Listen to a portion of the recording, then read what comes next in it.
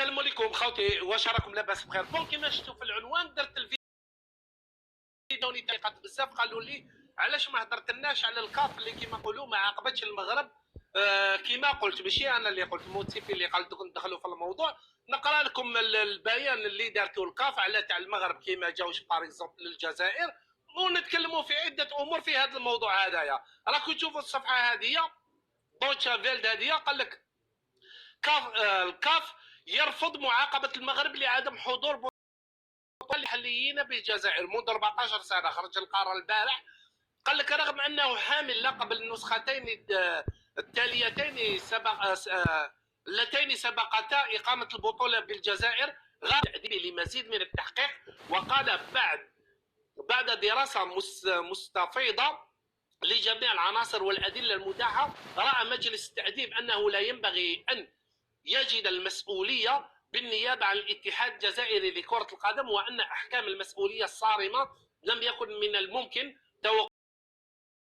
لاكوب دافريك يديها هو، لاكوب دافريك 2025 يديها هو. نقول لكم علاش يديها هو. ديجا راهم عرضوا في الاجتماع هذا تاع مارس تاع الفيفا تاع رئيس واسمه باش يعنوا على البلد المضيف، راهم عرضوا واسمه الملك تاع المغرب، راهم عرضوه. علاش عرضوا الملك تاع المغرب؟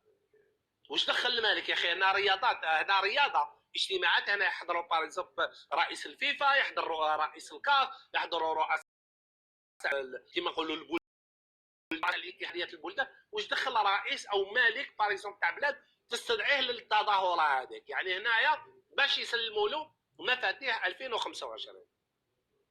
هنا نعاود نولي الامور عده على الجزائر، ومن بعد نجيكم ان شاء الله كي يعلنوا ان شاء الله برك ان شاء الله كي يعلنوا على تاع من محتضر، لاننا ما نقدرش نطبق امر حتى يكون رسميا هكذا. ولو انه المشيرات راهي تقول مؤخرا اللي عباك باللي لازم تفرض شخصيتك، ماشي لازم باريزون تقول لي عادات تاعنا ايه عادات تاعنا